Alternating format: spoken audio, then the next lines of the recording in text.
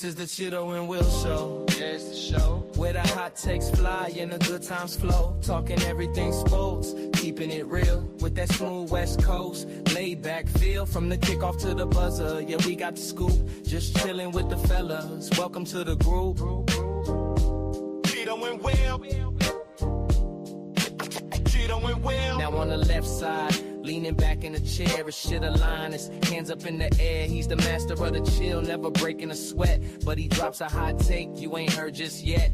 Informative views, yeah, the man knows the facts. Analyzing every play, covering the tracks. He might say something wild, catch you by surprise, but he says it with a smile and that look in his eyes. Cooler than the AC, smoother than the beat. Chido brings the flavor that makes the show complete. Pass the mic to the right, yeah, you know the deal. Make some noise for the homie Raider Will. You know he's got the passion, wearing it on his sleeve. Coach's insight, making you believe. He sees the X's and O's, breaking down the scheme, but he's cracking jokes, living out the dream. Funny personality in your pager with the chat. Tell him your opinion, he'll tell you where it's at. Straight shooter, sharp mind, never moving slow. Raider Will brings the fire to the radio. This is the Chido and Will show. Yeah, it's the show. Where the hot takes fly and the good times flow. Talking everything sports, keeping it real with that smooth West Coast. Laid back feel from the kickoff to the buzzer. Yeah, we got the scoop.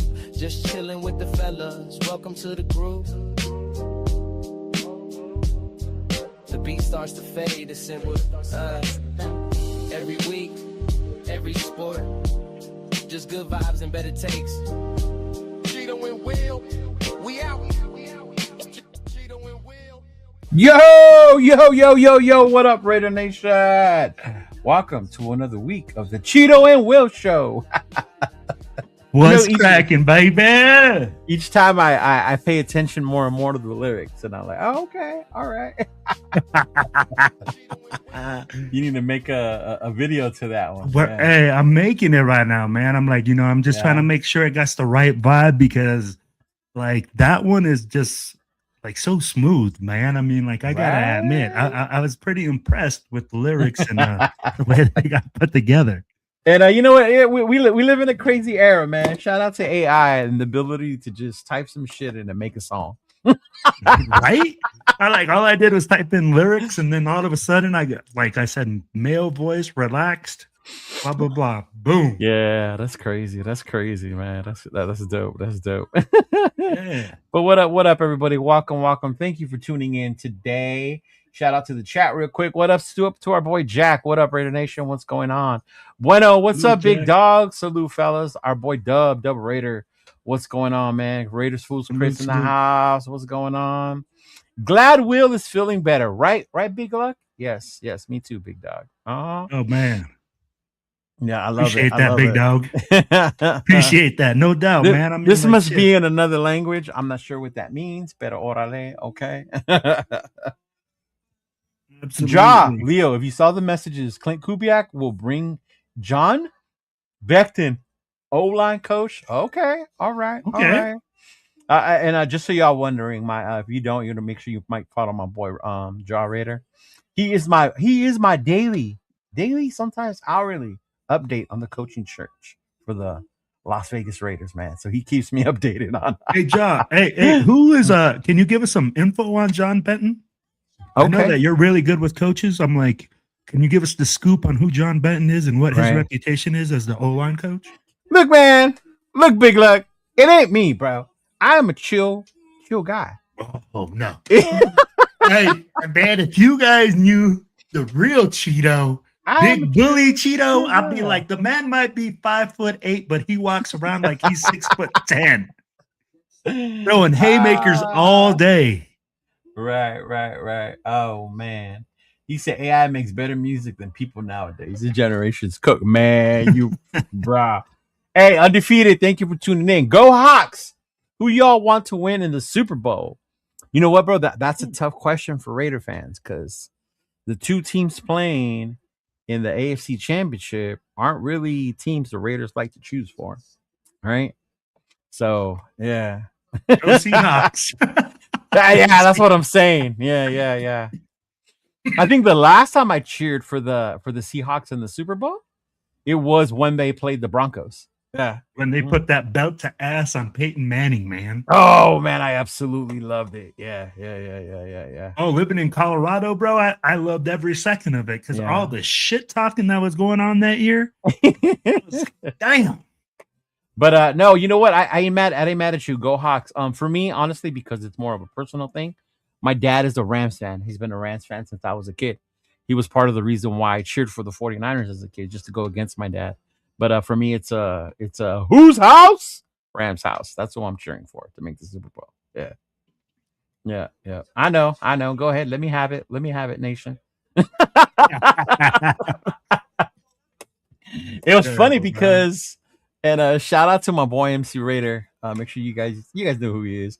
Make sure and follow and check out all his newest and updated content. But hey, bro, he changed his name on Facebook, huh? No, so see, he never had Facebook.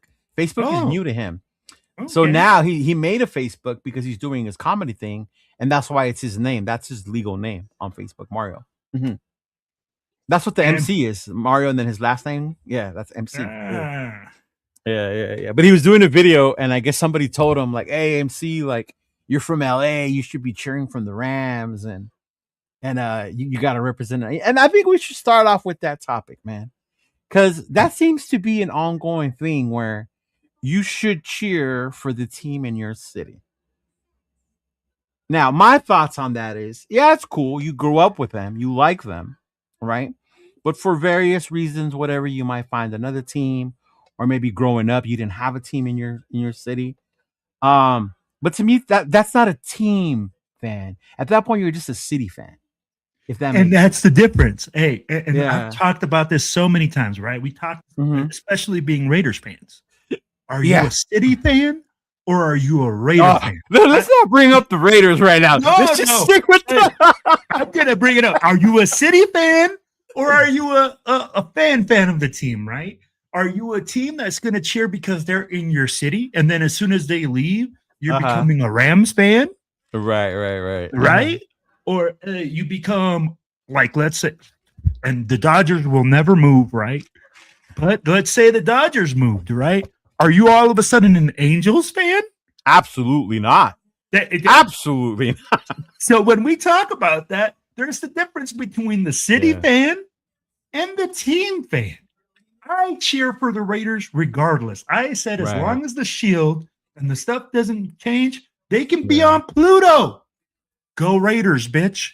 As soon as that changes, then I have to really debate whether I'm going to cheer for this team or not. But until then, that's what it is. We got a special guest today. We got our boy Jeff joining us today. Oh, hell no, I'm not going for a local home team. You look blurry, bro. Why do you look a little blurry? Is your camera like dirty? There you go. Okay. Yeah. Dusty. And it's no way. Case in point, right? Our boy New England, right here, New England Raider, 401 Raider Jeff, right? Yeah. Ain't no way. Again, do you cheer for your home team? Do you cheer for whatever? Bro, you got to cheer for the team. It can't be like, hey, they're in LA today. Great, I'm going to cheer for them. Right. It'll be like, hey, bro, and then when you do it for 20 years, Jeff, how long have you been cheering for the Raiders? Let me know, chat, how y'all feel about that. Go ahead, Jeff. For the Raiders since 1975. So 50 years, basically. And you've never lived in LA, Oakland, Las Vegas? Been born and bred in Rhode Island. Never lived outside of the state of Rhode Island. Vacationed outside, yeah, but never moved outside of the state ever. Did you stop cheering for the Raiders because they left LA? Did you stop cheering for the Raiders because they left Oakland? No. Oh. Because he's a real fan, bro. That's a real fan. A real fan sticks with their team through thick and thin. Told you, as long as they don't change the name or the logo, then it would be different. So they weren't the Raiders anymore, and they got rid of the logo and the colors. Like if they became like the Oilers did, like they went from the Houston Oilers to the Tennessee Titans. Bro. If the San Antonio thing would have gone through, and they would have said, "Oh, we're going to change the name," because the San Antonio Raiders just doesn't sound right. Okay, I'm glad you said that because that was the one location I contemplated. If they go there, I might not be a Raider fan. And again, if you would have kept Wow. the Raiders name, the logo, the image, Yeah. I'm fine with it. But once you change Yeah. this right here, the shield and the actual Raiders and the colors, see ya. I can't follow the San Big go, Antonio. See, big luck. I'm in San Antonio. I'll never be a City fan. Lake Show, baby. Yeah. We were just talking about that too. We're going to get to the Lakers here later on in this show. Go Celtics. Go Celtics. Oh, geez. What up, Chris? What up, Chris? Yeah. What's up, Chris? See, because I don't know how it is in your guys' area or neighborhoods, but maybe it does come up the same way. But it actually, I don't know if you guys saw a video I posted of Nate, his reaction to the championship game, right? So in that video, Nathan's wearing an Angels jersey, right? And he has on his Laker hat. And obviously Nathan is against Mendoza. So in the comments, somebody said, of course this guy's against Mendoza. He's confused. He's wearing the wrong jersey with the hat. And I was like, what the hell does that have to do with Nathan's choice of football team? Right? Because he's wearing an Angels. Mind you, I don't like the Angels. Fuck the Angels. With the Laker hat. Like, does it matter? It doesn't. Look at Jeff, bro. Jeff just said go Celtics. Well, he's in New England, so it makes sense. I mean, but he's a Celtics fan. Yeah. He's a Celtics fan. Well, I'm not really a Celtics Raider fan. It's just I don't mind the other teams from the New England area, like the Bruins, the Red Sox, and the Celtics. The Patriots, they can go fall off a cliff for all I care. I can't. So when it came to those sports, you would be a City fan then, huh? Yeah, definitely. Okay. Definitely. All right.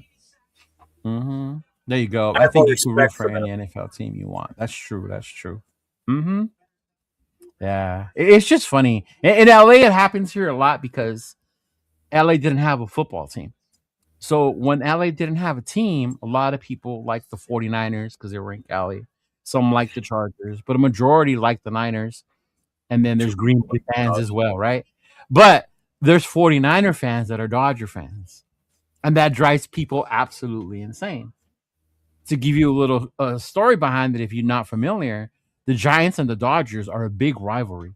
San Francisco and LA, and it goes all the way back to New York, if I'm not mistaken, right? When they were both over there. So to them, in their mind, like, you can't like both teams. You can't be a fucking a Niner fan and a Dodger fan in the same way, right?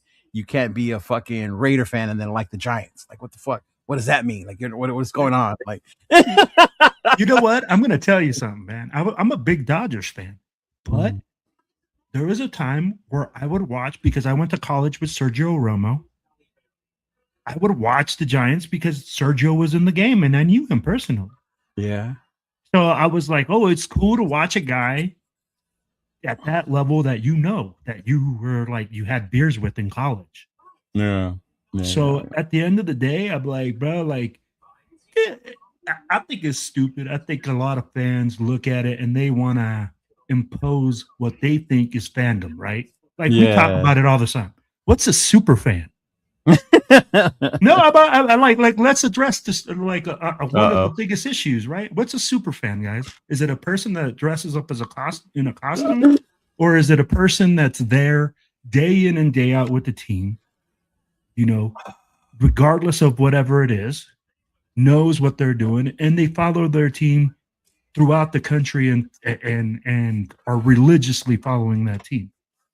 That's a super fan, right? That I mean, like, what's the difference? I'd be like, so do you consider yourself a super fan? Absolutely. I don't consider myself a super fan. I consider myself a diehard. Diehard. Okay. Yeah, I consider myself somebody that follows a team, that like looks at a lot of stuff. I'm not going to say that I'm the most knowledgeable person, because I've already told you guys. Yeah. I don't feel like I'm the most historic, knowledgeable person.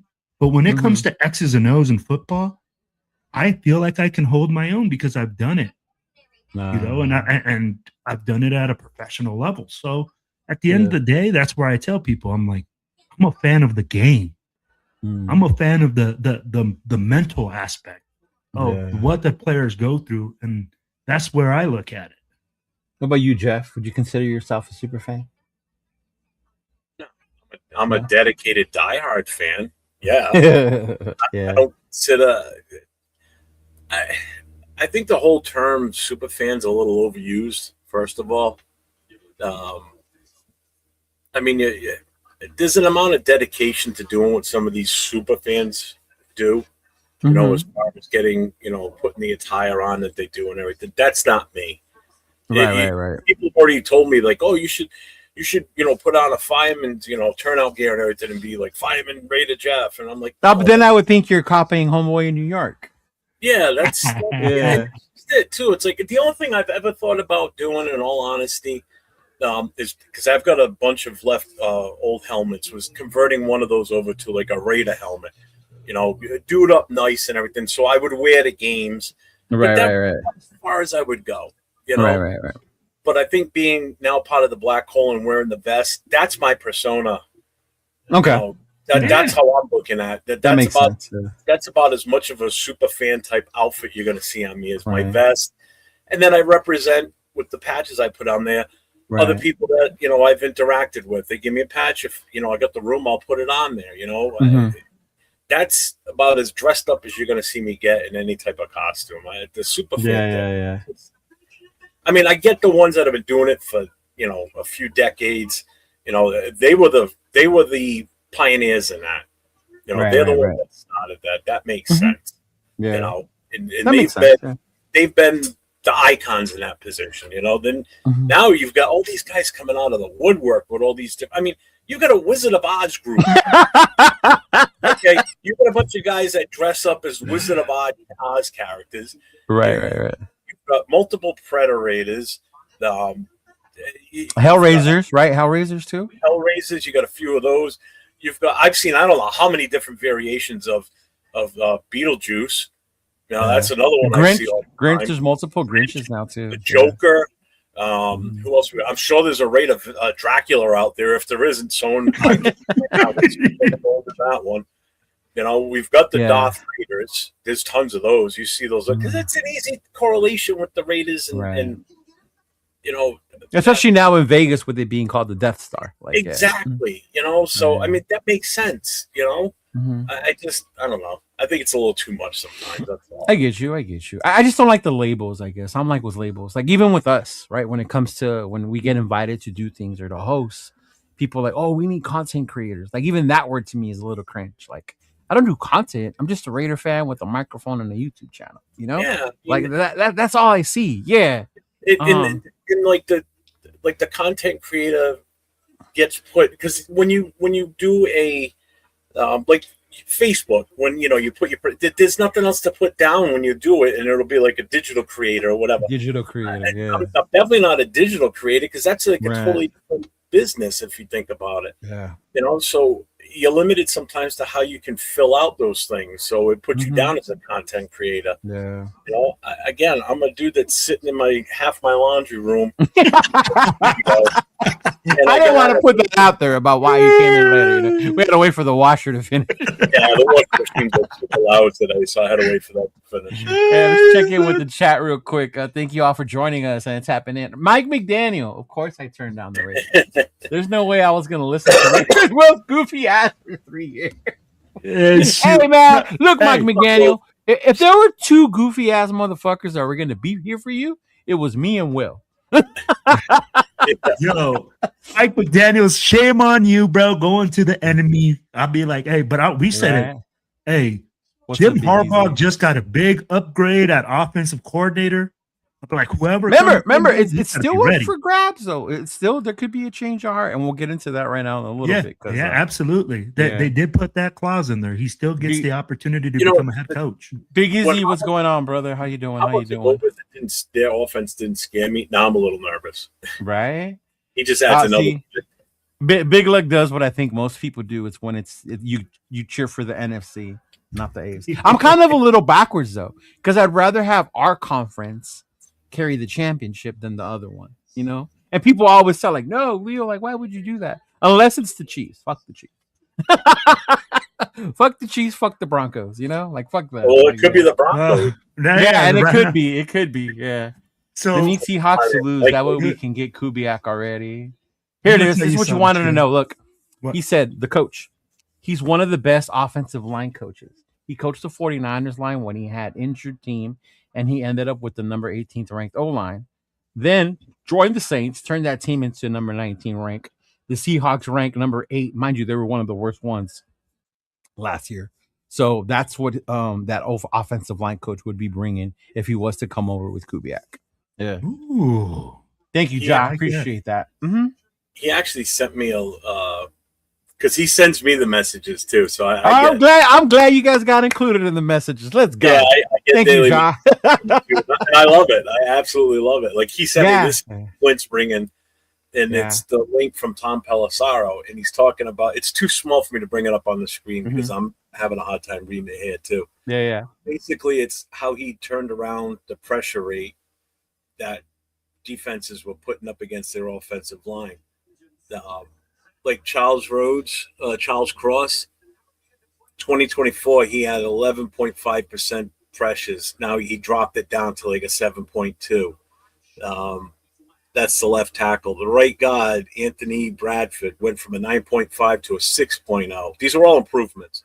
Right. Abraham Lucas went from a 9.8 to a 6.6. Left guard, I guess they just, Gray Zabel. He's at a 5.7. That's the rookie.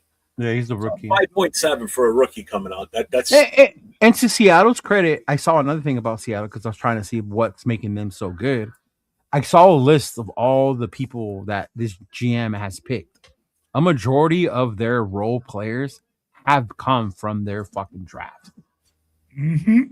Yep. Remember that, people. That is, yes, Kubiak, their offense, the way they're running, but the way Seattle has been able to rebuild is through the draft.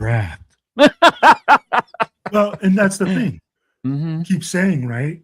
What up, Chris? What's going on, brother? Shout out to my brother Chris. Protect the shield, man. My best man. Hey, that's what I was saying, right? Spytech and whoever becomes head coach have to be on the same page. I'll be like, it's them that are making the decision. If they say Mendoza's the guy, because we're going to probably talk about that here in a little bit too. Is Mendoza the guy, right? Is he the game changer? I don't know. Game manager. I think we beat the shit out of the Mendoza talk this week. and I'd be like, people are going to they're saying, hey, I saw it in the chat. Mendoza. Yeah. I'd be like, hey, it's all whether they decide whether they see that guy as that guy. Uh-huh. So right. I'd be like, that's going to be interesting as well. That's funny. I wear Lakers and Dodgers hats and I wear red, purple, and I'm going to say that's racist now. What? I get it. I get shit too for wearing a Red Raider hat because I matched my hats with my shoes. Yeah. So let me ask you guys about that, man. There's some people that are very like, no, you cannot wear red and blue and like orange and like I've seen tan. I'll be like, I've seen every color. Where do you stand on that business? You better ask Jeff because you know where I stand. No, Mr. GQ magazine. I'm going to start with Mr. GQ magazine. What does that say? It says Raiders in red. Mind you, hilarious that he matches his hat to his sneakers. That right there. That's the part that got me. No, Jeff, the part that got me is when this man traveled to Houston. He had 3 sets of clothes. I wear one of these, man. What do you think? I wear one of these. What do you think? I didn't see the Merce. I didn't have it yet. I got it for Christmas. Oh, there you go. You see? Mm-hmm. Yeah. Mm-hmm. Yeah. Yeah, the color thing is another funny thing. I think my boy MC Raider got some shit one time because he wore a blue or a brown or a beige Raider hat. And he does it to match whatever he's wearing. Not his shoes necessarily, but his outfit. Yeah. Mm-hmm. Yeah. I'm going to answer the question, but I'll be right back. Yeah. What did you ask him? Oh, about the hats? See, to me, it doesn't matter. I honestly think, like, I get the whole color thing. Our team colors are silver and black. But I think as you start to, I don't know, maybe get older, the way you dress, your style, I wear black all the time. So whenever I wear another color, I still want to have my Raider gear with me. You know what I mean? No, I get you. Yeah. And I'm not, if I want to wear a red hat, I'm not going to go get an Angels hat. You know, I'm not gonna. Yeah, I'm not gonna do all that. Yeah. So I'll just put it like this: don't you tell me how to fan You let me fan the way I want to fan. And that's the thing, right? Like for me, I don't wear a lot of color. I don't, because my closet has moved more into a black and silver. But if I want to wear fucking red and that day the hat is red, then guess what? Bro, it's cool. Because at the end of the day, bro, it's not my job to go police the way that you dress. Right? It's my job, bro. I'm like, you could go out there in a freaking half shirt and the red and silver banana hammock. And what am I gonna tell you? Like, yo, bro, go do you. Yeah. Like, hey, that's none of my business. Yeah. And this, I think, I shout out to Ja. I think this was his answer to what is a super fan? Is it someone who supports them every day in the first one, and to be at the games, and the last one to leave at the games? And I like that. Another part I would like to add is I don't think you have to be at the games either. At every game, it's hard. It's hard. It's hard because it's hard. Yeah, it's hard. Yeah. But I'll be like, I'll tell you like this. If you watch the game, every game, and you are intent on what's going on with your team, and you watch it from beginning to end, because it's been hard this year, bro. I'm telling you, it's been hard that sometimes I've thought about switching the channel. I'd be like, that Chiefs game, that 31-0 BTA and that freaking Philly game that we took. It's funny you bring that up, though, because I remember, I don't know if it was this year or another year, but sitting with Noah, and those of you know Noah is my little nephew, the one whose dad's a Chiefs fan, and he decided to be a Raider fan. And we were sitting there watching the game. Look at him. There you go.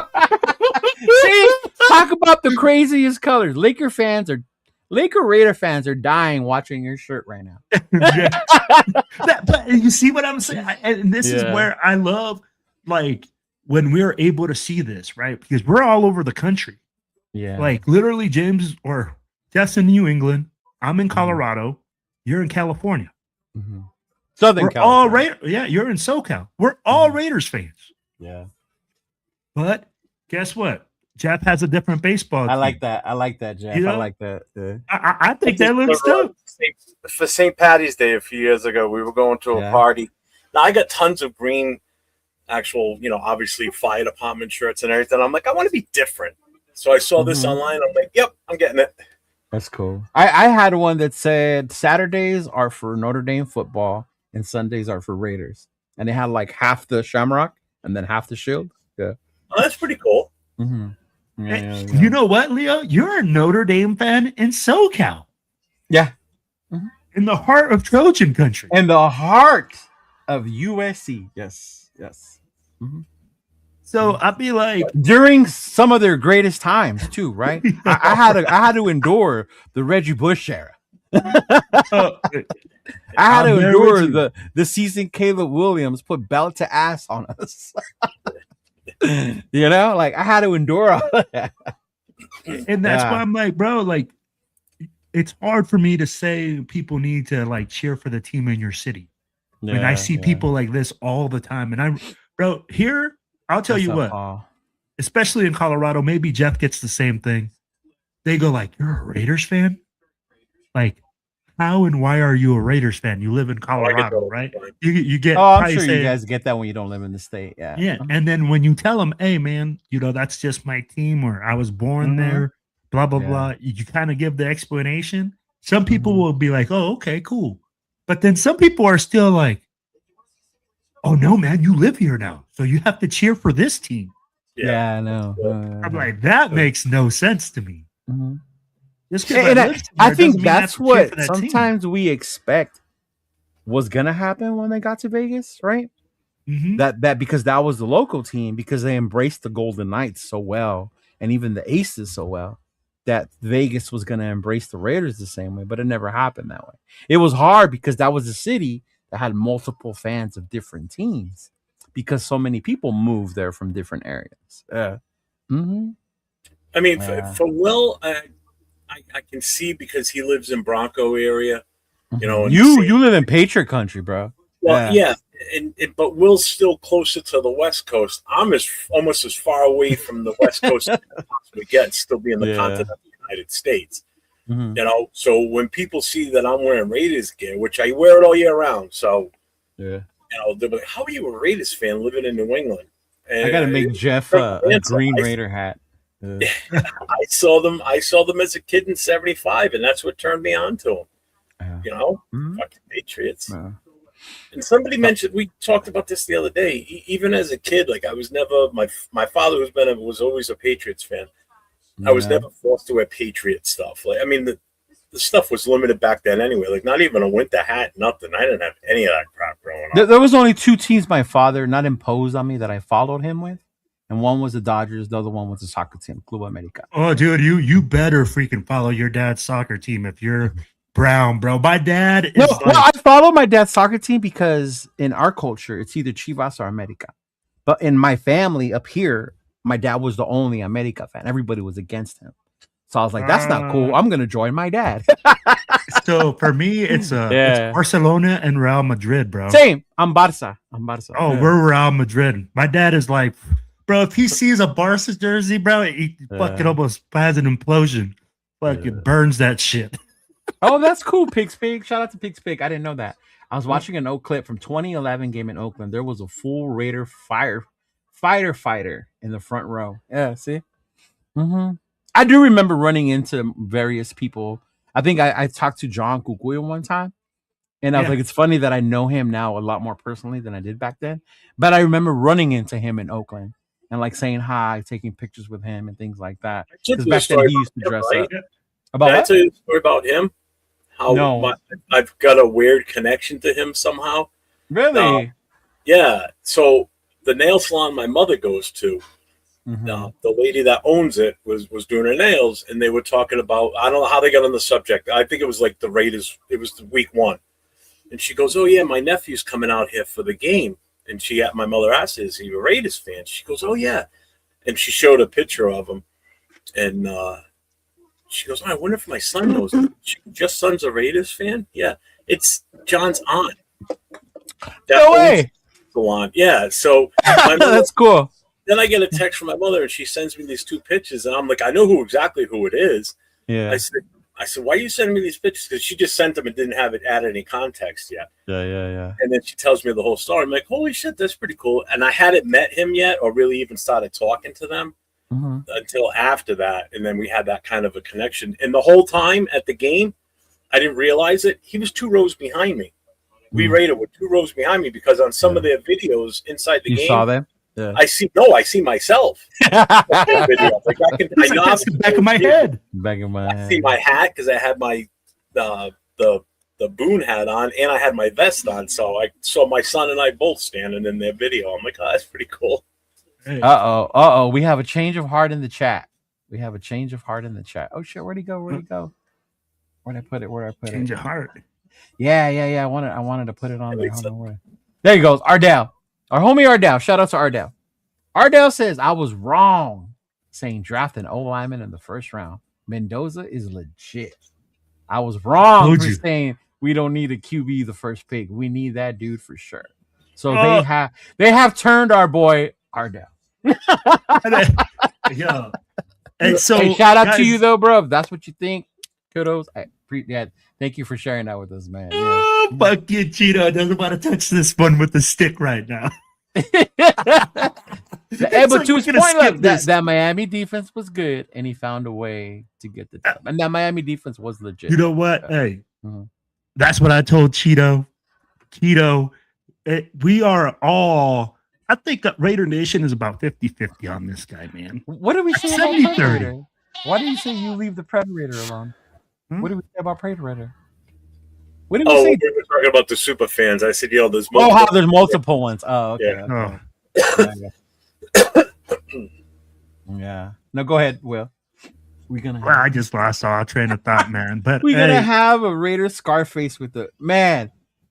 I get it. His name is not doing the Raider Scarface, bro. I get it. He does it. He looks more like Ricky Martin than he does. Now I look like Ricky Martin. Jesus, bro. Now I look like Ricky Martin. No. I'm talking about Mendoza. He said we're gonna have a Scarface. The character is gonna be Tony Monrada. Tony Monrada. We got to get a goofy Cooper Gas Mendoza. Oh man. Hey, make sure you guys are following our boy Jay, man. Just Raiders, baby. Make sure you guys follow him. Yes, He's got great show, great contact. He always joins us every Wednesday on the Raider Connection. Shout out to my boy Jay. Yeah, but yeah, man, that's funny. What did he say? I saw that. Shout out to my boy TJ, man. They labeled TJ a content creator the other day on the Vegas news. But TJ has embraced the content creator thing because that's what he does, and he's doing his thing. He's getting bigger through it, right? But he did that Mendoza video or whatever, the one where they're all singing Mendoza, and they put it on the Las Vegas news. Yeah. So it's a clip that's been going around, and they featured them on the Las Vegas news show. So shout out to Samoan Raider, man, doing his thing out there. That shit's cool as fuck. Yeah. Mm-hmm. Yeah, see, you guys are the Raider content creators. So yeah, that's what I'm saying. Yeah. No. Oh, I don't create content, man. I don't start singing to songs and doing all this weird shit. Not Patriots winning it all. I mean, I guess it depends because I don't know. I guess they got a good shot. That's the downside. Yeah. Mm-hmm. Hey, I'm going to ask you guys this: do they get past Denver? Well, let's talk about it. Let's talk about these past weekend's games, man. Fucking, obviously, the championship game is this weekend, right? We got the Patriots and the Broncos. Mm-hmm. Two crazy games, bro. I mean, and it's funny. We'll talk about the I guess not so much the Patriot one because it wasn't much of a fucking game because of CJ, but shout out to the Texans defense though, bro. That defense is fucking legit. If CJ Stroud or if they decided to play a better quarterback or he didn't have that many turnovers, I think it would be the Texans against the Broncos this weekend. But yeah, like do the Patriots look like they're it though, based off of that game? Yes. Like when you saw it? Bro, when you're look at the Houston defense, you said it, man. The Houston defense is legit.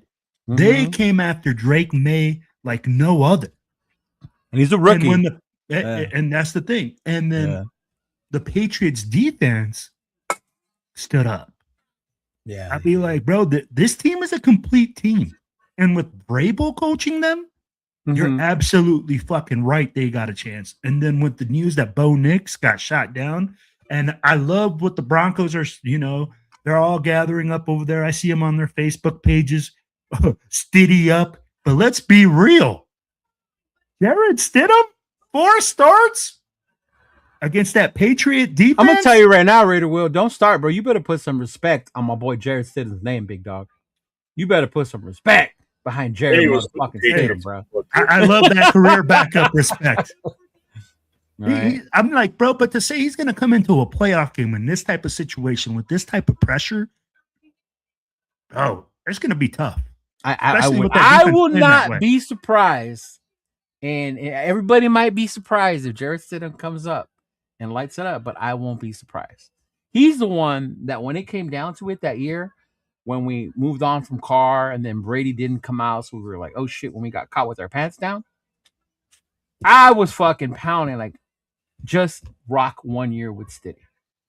McDaniels traded away for him for a fucking reason. He brought him back.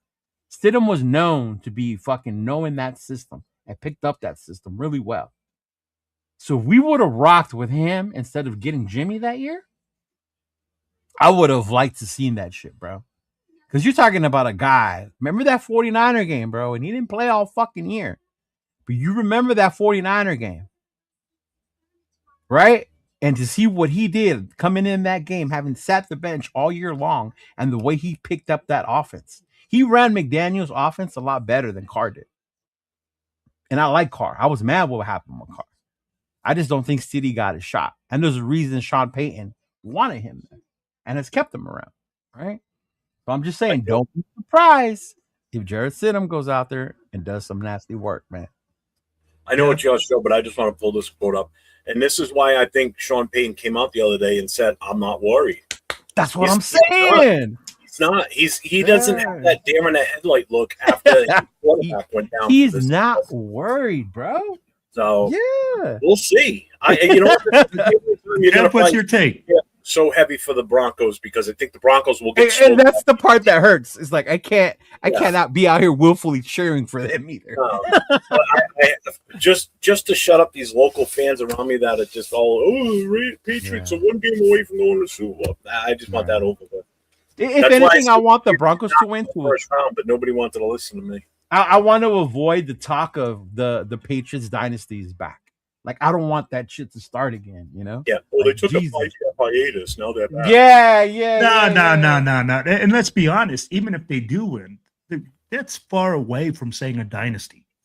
Not the Patriots fans. They're ready. They're ready to stick that shit. They're ready. I get what you're saying. I get that Patriots fans will start jumping on the train that we're back. Vrabel's going to bring us back to championship. Blah blah blah. But to build a dynasty, Cheeto, we're talking a dynasty is not. No. I hear what you're saying. That's 3 championships. I just don't want to hear. So to that, just so JT understands, there's 2-3 championships. So would the Dodgers be a dynasty right now? Oh, we'll save that for another conversation. No. Fuck yeah, we're a dynasty. I'm going to touch on it right now. I don't. And I'm going to tell you, people are going to say the Dodgers are bending the rules by spending too much money. There aren't any rules by spending too much money. Yeah, and it's funny. We'll bring that conversation probably after the Super Bowl. But you know, you want to talk other sports, like the baseball thing is a huge one with the salary. Yankees did that for years. Everybody's done it. Hey, here's the thing. So right? It's nothing new. It's not like the Rams. It's not like the Dodgers are doing this for the first time ever. Do you guys think football would be different if there wasn't a salary cap? Like, would we see the same shit? Like super teams? If there was no salary cap, my God, it would be insane. It would be insane.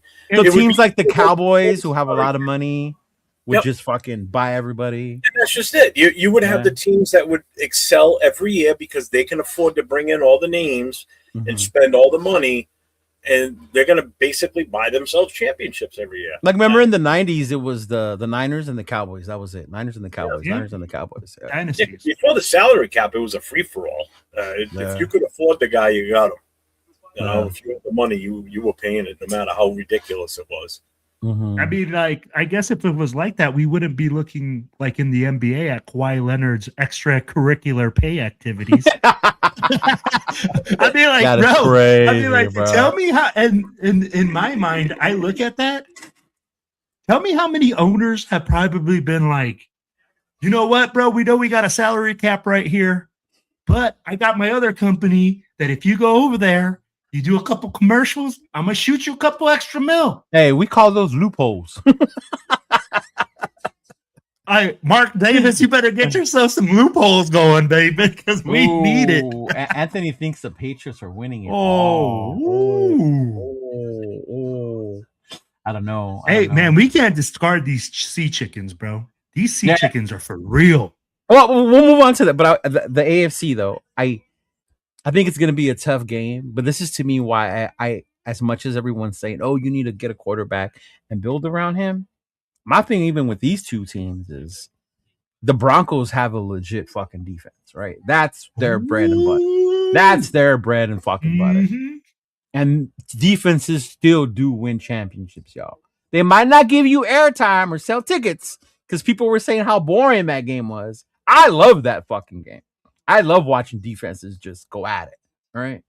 But the Patriots aren't a slouch of defense either. No, they're not. Our boy Chase on, right, is out there doing work, man. Chase on out there doing work. And Spillane. So part of me wants them to win for Chase on, right, and Spillane. But then again, like Jeff said, the whole New England thing, like, oh man, lesser of two evils. So who do you got? Who do you got, Cheeto? Since they beat the Chargers in that wild card game, the New England fans around here have been super obnoxious. After that game, they're like, we're gonna go. We're gonna play again. Yeah. Hey, so who do you got, Cheeto? I need to know who you guys got. Who do you got winning this game? I think the Broncos are going to win, unfortunately. Jeff? Mm-hmm. I want the Broncos to win, but realistically, I think the Patriots they outmatch them. I really You think do. Drake's going to do his thing against his defense? Yeah, I think so. Mm-hmm. Man, I'm hate to say this, but Drake May has four fumbles 1 interception this postseason. He's lost 2 of them. For that fact right there, and I fucking hate saying this, bro. It hurts, huh? It fucking hurts right now. It hurts my fucking soul. But I see the Broncos pulling off a 3-point win, probably late field goal on a late game turnover. I'll be like,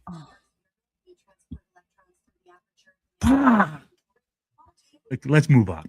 Thank you for tuning in, Daisy. Appreciate you. Thank you, Lisa, for sending out the invite and sharing the channel. Appreciate you. If you guys don't, make sure you follow Lisa Velasco on Facebook. She sells amazing cookies. Yes, the cookies are bomb. She is the cookie girl. She is the cookie girl. Are they special cookies, Cheeto, or are they regular cookies? They're Does she make special cookies? Ooh, Does she? I'm not aware of the special. You just asked it, so she's in the chat, so maybe she'll answer it. Yeah, Lisa, do you sell special cookies? Special cookies? Cookies? I just bought the regular cookies. I bought the regular cookies. Yeah. Yeah. But the NFC, bro. The Rams against the Seattle Seahawks, bro. Yeesh. Is this championship game one just like last year where it was both 1-2, 1-2? Oh, I don't know. I'd have to look that up. That's a good question. Oh no, wait, the Rams aren't 2. The Bears are. My bad. Never mind. The Rams aren't. The Rams weren't the number 2. So never mind. I think they're like 5. Yeah, because the Seahawks won the division. Yeah. But if these games are anything like the regular season matchups between these guys, yeah, I hope the Rams 1-5. Yeah, I hope the Rams don't get a lead. Because even when I was watching the Chicago game, I was telling my dad and my brother, I was like, I'm glad the Rams are like this with them right now. Because if you get a lead on Chicago, something happens to Caleb and he turns it up a notch. And then they come back. And Seattle's been the same way with the Bro, he still turned it up a notch. I mean, like some of those throws, I was like, holy, bro, who does that? Going backwards, 18 yards deep, avoiding a sack, swings it in the corner of the end zone. A game-changing number 1 overall pick does that. That's what they do. But yeah. Mm-hmm. Well, hey, but talking about that, Caleb also had a lot of people against him, a lot of dejectors, a lot of people saying, hey, this guy's not worth the number 1. I don't know about that. With Caleb, it was more about his him crying to his mom, him painting his nails. Yeah, it was extracurricular crap. It was, the doubts in Caleb was more about his toughness and whether he could run a team. Oh, here we go. Then it was about his football ability. Yeah. Toughness and the dog in him. My God. Hey, you guys got to read the article because we have beat toughness. My bad.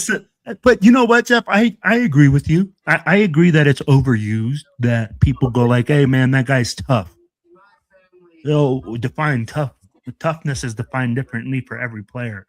And as a coach, like the one thing I do say is kids are tough by just coming out here and playing this sport. I never go and say, this kid got run over or something like this, and he's not tough enough. No, I'm like, dude, this kid is putting on a helmet and putting on pads and going out there and putting on what other kids wouldn't do. So that I do declare as tough, right? But again, I guess what Jeff was saying too, we go and we say, oh, these guys are tough. No, man. I mean, like, they are already tough by playing this game. At 34 years old, at 43 years old, if I was to go out there and play right now, bro, I'm probably going to pull a fucking hammy in the first fucking on the first play in the first 10 yards. I'm pulling a hammy. That's it, Wilfredo. You join the Get Off My Lawn crowd. You join the Get Off My Lawn crowd. like going back years, where like Lambert, break a leg and still go out there and play. Dude, that's ridiculous, right there. Okay, I got one for you. Yeah, Ronnie Lott. Travis Hunter plays both ways on the field. That's a special kind of talent. That's definitely a special kind of talent. That's a game changer. That is a game changer. Does that speak to his toughness, or like the other guys, where it's different than everybody? No. It doesn't speak to his toughness. It speaks to his ability. To his ability. Because if you talk about toughness, right, what type of toughness are you talking about? Well, I think you it's tough talking to about play both coming to sides. contact? That's what I'm saying. It's not easy to play both. Yeah. I would that would be the one time I would sit there and say the he's got toughness in him, because it's not an easy feat to go out there consistently play both sides, not just like occasionally get out there. No, consistently like he did at Colorado. Yeah. Yeah, not like Charles Woodson where he occasionally got to play wide receiver. Yeah, that's different. This kid legit is the wide receiver, and he's out there for the majority of the game playing at corner. So that's a different kind. But I'm talking the toughness, like, you go back years ago, like Ronnie Lott, like I said, cut cut a finger off. Yeah. Stitch it up and go right back out there. A guy with a broken leg doesn't even realize his leg's broken because the adrenaline is pumping so hard, and he's still out there. Now that's toughness. Is that what happened to Bo Nix? That he didn't realize it was broken because of the adrenaline? Oh no, he was hobbled right away. You saw it. Yeah. But there was another play. I can't remember for he the didn't life play of me. with it. It happened on the kneel down when he put the ball in the middle. No. It happened on the play before that. He said it was that one. He said it was that play. They said it was the play where he kind of ran to the left. Even still, the next play, he just had to kneel the ball down. Yeah. So really. So, shout out to Ja. I told you guys he's our updater. Jesse Minster. No. Yep, See, I didn't hear he was. coach. I didn't hear he was no longer interested in the Raiders. I know he canceled his interview with the Browns. He's already signed with the Ravens, bro. He say, signed with the Ravens yesterday. Coach in the middle. He of the didn't night. sign yet. That didn't come out that he signed last overnight. Yeah. Bring it It up. came Show out. me where it says he signed. Hold on. Yeah. Yeah. I was already looking at this morning. Yeah. Hey, shout out to our boy Martinez 209 bringing us the street knowledge. Red is norte, blue is sur. I'm from Stockton up north. We should wear red, but I live down south where they don't care, but I'm not a banger. I'm a lover. I like that one. Shout out to our boy Accelerator. Cheeto is a mobster. He has to color coordinate. I do, y'all. I do. I don't know why. It's just in me that way. I'm sorry. All right, they didn't make it official yet. I could have That's sworn what I'm saying. Yeah, I thought they made it official this morning too. You guys over here spreading some Mitchell Rentz news. It ain't official yet, man. Come on now. Mm-hmm. Well, I'll be like, when you cancel all your other interviews. Well, that's what I'm saying. So that means he is made He's a a serious decision. contender. Now it's to see whether it's the Ravens or us, right? At this point. Mm-hmm. Yeah. Hey, did you see all this talk coming out of Buffalo? Yeah, dude. Joe Brady? Not happy. They're not happy. They're shocked. Mhm. They're pissed Let's off talk about it. that they fired him. Hey, Yeah. hey, I'm going to tell you like this. As an owner, shame on that guy. going on? What an emotional move. How do you come out in a press conference? First of all, you bag your coach. You're like, well, Josh Allen was crying and he was just so emotional. So I fired the head coach. And the GM drafted Keon Coleman. They have a video that came out. And it says, Keon Coleman, I can't wait till he runs a 4.57. Oh, I did see that. Yeah, right? yeah. Bean. Mm-hmm. And the owner goes, "Oh, it was the head coach's decision to draft this guy." This Yeah, that guy was literally crazy, looks bro. unprepared and literally put his name on probably one of the worst owners right now in current sports, just in one move. The GM up there, there's some shit going on up there. So with that being said, and I know our boy Marky Mark gets a lot of shit, Mark Davis. Shout out to Mark Davis for not being an owner like that. You know how people give shit. Our owner's not like that, y'all. He may look goofy as fuck. He may eat at P.F. Chang's and be out there with young girls, right? All that shit. But he ain't up there making us look even more fucking dysfunctional than we we are. I get the texts or the Instagrams. Listen to some of the things that the players and other people had said. So Cameron Wolf goes, I talked to 3 Bills players this morning who are just learning the news of head coach Sean McDermott was fired. They were all shocked. He goes, one text I got back was just basically WTF. Deion Dawkins stated, true leader amongst a world full of alphas, honored and truly best to learn under our time. McDeasy, you are truly one of them. I heard about Deion, and he's a big one. Yeah, he's a main player for them. Mm-hmm. Yep. Mm-hmm. Eli Anoku calls McDermott a scapegoat firing. Right, bro. Defensive tackle Jordan Phillips on Instagram. This shit here is so stupid, honestly sickening. The best coach I've ever been around. Damn. Yeah. Keep going. I like this. I like not being the most dysfunctional team out there. Yeah. Doesn't make sense, but you got what you wanted. Dan Quinn Jones on Sean McDermott being fired. Damar Hamlin, a true leader of men. Thank you for everything on and beyond the field. We love you, coach. Well, that was homeboy that had the heart thing, right, on the field. Yep. Yeah. Mm-hmm. And he's actually been pretty good since he's been back now too. So I mean, a lot of them are saying scapegoat's another one. True leader of men and culture builder. He will land right back on his feet. That was from Dean Marlowe, another coach. That's crazy, bro. So they are pissed. Yeah. The players are pissed, and that's a tough deal if you think about it. I mean, you're a player. You love your coach, and you don't understand why they fired him. They had it's not like they lost and had a shitty season. They still turned it around. They made the playoffs. They made, I mean, shit happens. I get it, but man, I wish we had that problem. Make it to the playoffs and lose. That's what I'm saying, bro. We can't even get a winning record. We can't even get close to 500. Let me ask you guys this.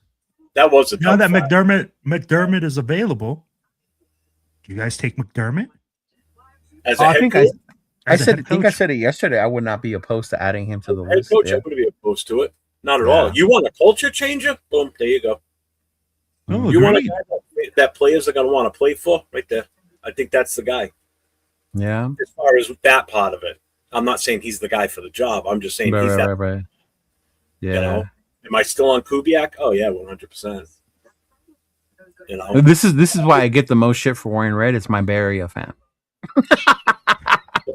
This is why I get the most shit from is my Bay Area fan, for real.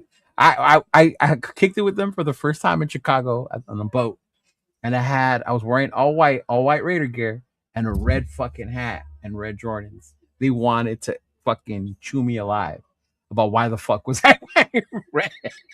I had a Raider. The red hat was because you're so short, you could stand out in the crowd. They could follow. Oh damn! The red sneakers were in case they fell down, they could see where you were. Oh man, what are you talking about, bro? I keep saying Cheeto is a big guy, bro. I know that everybody says he's small, 5'8", but I'm going to tell you the first time I met Cheeto, Jeff. We're at Richmond. What was no. I met you before, bro, but this is because Cheeto's up here and I'm down here. So he kind of ignored me, just walked past me, did the wave by, because he's so famous. The famous Chidolinus. We're at Eye Candy. Yeah, that's exactly what us, bro. We're at Eye Candy about 2 years ago. We're sitting out there, and I'm like, for the Panthers game. Yeah. Oh my god. So he's walking, and I think it was Saturday night. And he strolls in. He strolls in late. Late is like not even like casual late. We're talking about like you got to be VIP status late. Nah, right? That's not true. He walks in. He's walking with Mario, and everybody's like, "Oh man, hey Will, that's Cheeto. That's Chidolinus." I'm like, "Where?" They're like, Chidolinus. And I'm like, Cheeto. He's so full of shit, man. No. Like literally gives me the little wave. I couldn't even get a picture, bro. The man was already busy taking other pictures. I'm amazed he wasn't citing titties and babies. By the time I got over there. That is not citing titties and kissing babies. Hey, bro, 100%. No, not a lie, bro. I got people that will back up the story. I'm telling you, bro. I got one of these. I got the. So I get. I will add this. I will tell you how it can look that way.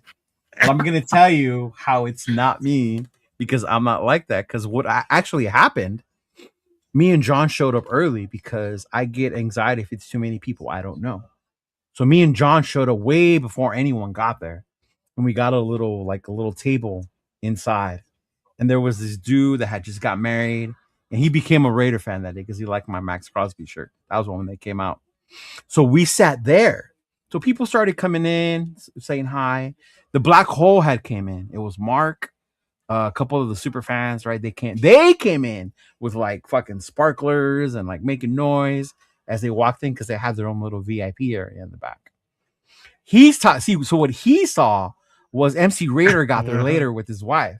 So Mario hit me up, "Hey Cheeto, where you at?" Because by then it was packed. So I went out to go get MC Raider to bring him to where we were sitting. So when I came in, it looked like I was late as hell coming in. But that's not what happened, bro. Sure. That's what we all say, bro. Look how intricate that story was. Oh, man. I'll tell you, Jeff, bro, you see Hey, VIP, bro. That's the only way you see Cheeto. The Cheeto Lounge. I'd be like, come on now, bro. You said, when is Cheeto not VIP? Titties. Oh man. And mind you, that was for me, that was year 2. So the year prior, I had met like DJ Steph and Samoa and Fitz and them the year prior. And that was all I knew. And I had just met Matt from West Coast Pirates.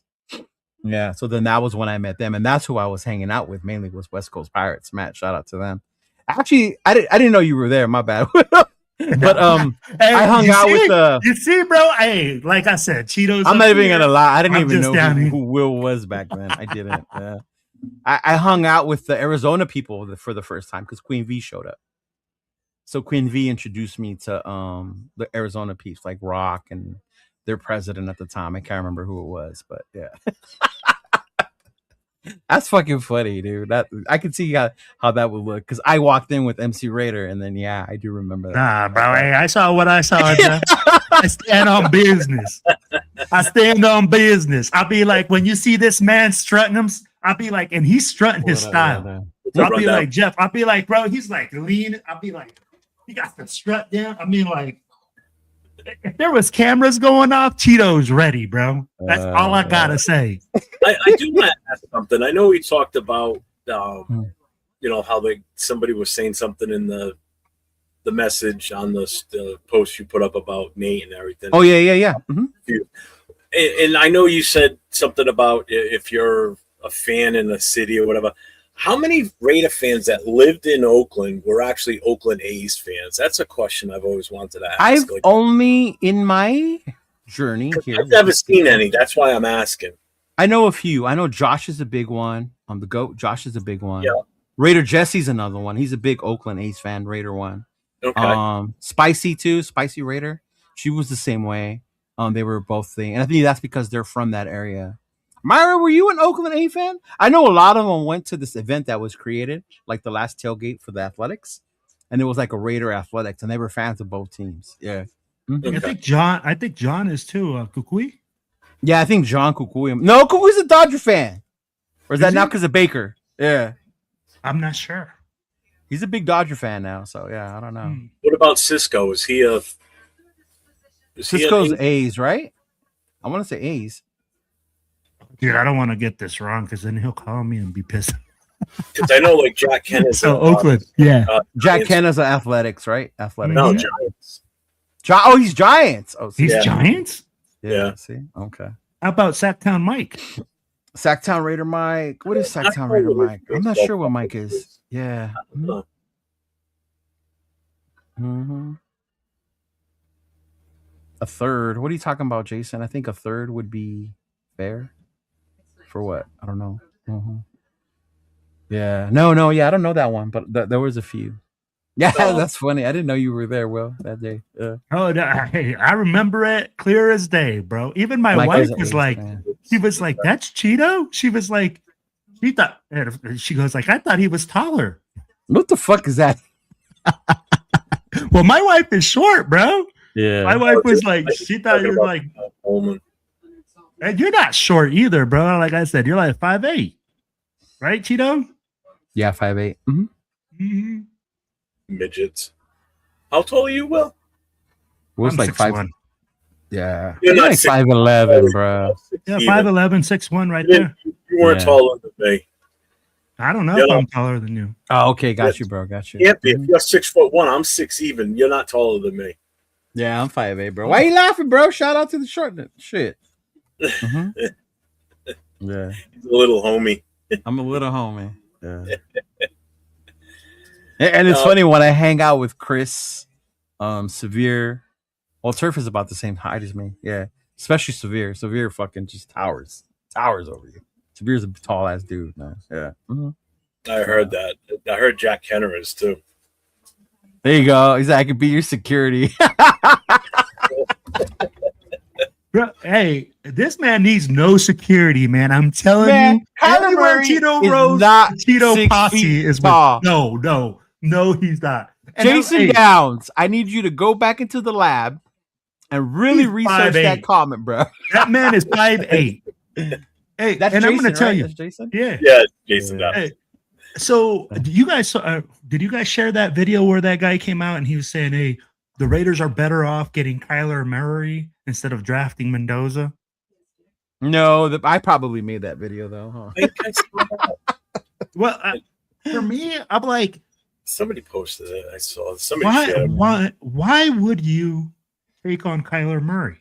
I like Kyler Murray. I'm a fan of Kyler Murray. I like his style of play. It's exciting. I'm not saying he's the best. I know he has a lot of deficiencies in his game. He could be a lot better if he focused more on the game. But I've always liked Kyler Murray as a football player. Like when they were rolling for a while, like I would watch them play just to watch Kyler Murray. Yeah. Mm-hmm. Yeah. I don't see Kyler Murray as being a guy that can get us there to a championship game or to the playoffs. No, but I see Kyler Murray as a guy that's better than what we currently have. Absolutely. Yeah. But isn't Mendoza currently better than what we currently have as well? Well, Mendoza is a hope that he's better because you don't know. You're basing it off his college career. We don't know if he's absolutely better in the NFL. Yeah. Mm-hmm. And I'd be like, we're basing Kyler Murray's off like what he did previously with previous head coaches. I can't. Oh my gosh, bro. Are you serious? So like years ago, is real. I am no longer single, but years ago when I started going out dating and stuff like that, a friend sent me the video of these heels you can put in your shoes. Shut up. And I was like, bro, if you don't fucking stop, like, fuck you. Are you fucking serious, Cheeto? Because I told him I went out one time and the girl was like a little bit taller or like my height, or if she was to wear heels, she would be taller. So that was a little weird to me. So then he was like, bro, I got you. And he sent me a video of those inserts you can put in your shoes. I was like, bro, that's catfishing people. At that point, just buy platform shoes. Right? Yeah. Hey, Jeff, I used to have a buddy. Hey, you know them Doc Martens? I have Doc Martens. Yeah. So he used to put on the Doc Martens if the girl was just like, dude, get like those 2 inches just so he could be taller than the girl. Yeah. No, man, I didn't wear inserts. He sent them to me as a joke that I should wear them. Yeah. He goes and buys extra Dr. Scholl's inserts so he gets like maybe a half an inch taller. No, these make you like 2-3 inches taller, right? The ones they slide in there. Yeah. Yeah, they make you like 3 inches taller. Let me ask you guys this. You guys ever date a girl that was taller than you? To me, it's hard. It's awkward. It makes me feel awkward. Yeah. I did it, bro. I did it. I dated a girl. I was like a sophomore in high school. I was only like 5'7". He was 6'1". I'm gonna tell you like this, bro. That was the craziest pictures when you have to take a step on the first step of the benches, so that way you're taller than her, bro. And when the chick has to kneel down and kiss you as a short king, let me tell you, you feel like a pimp, though, bro. I felt like I had an Amazon. Yeah, that'd be a little weird. That would be a little weird. But pictures to prove it too, because those prom pictures must have been ridiculous. Oh, dude, my mom still has it hanging up in her living room, and she just laughs, bro.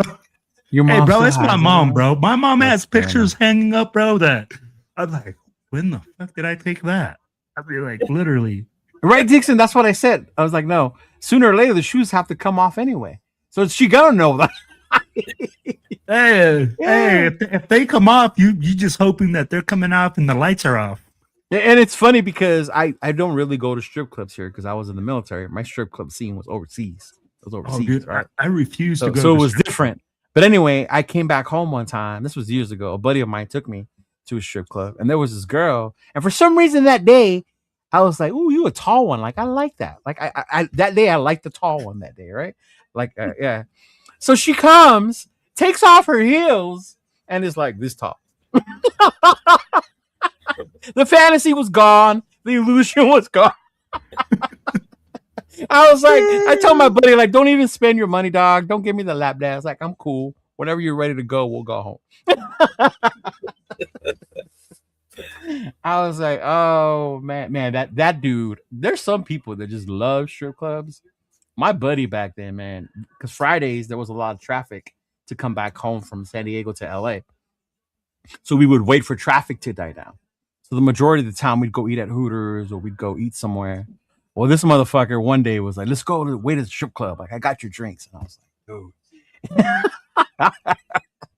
dude. I was like, oh man. Deja vu in Mission Valley. That was the spot. You want to know why I never went to the strip clubs? Because when we were in boot camp, right? You get out of boot camp and you got like all the little local strip clubs. I saw one dude, bro, go out there, spend his whole check in about 30 minutes. Yeah, I seen that. Yeah. Mm-hmm. And he came back with just a pair of underwears, and he thought he was on Sky 9 because he got her number, that he was going to call her, blah, blah, blah. Let me tell you, bro, nothing happened. He just came home with a pair of underwear for $1,000. I said, nope, I will not be that guy. Daniel, how you doing, brother? For me, around here, thing we had was two things we had going.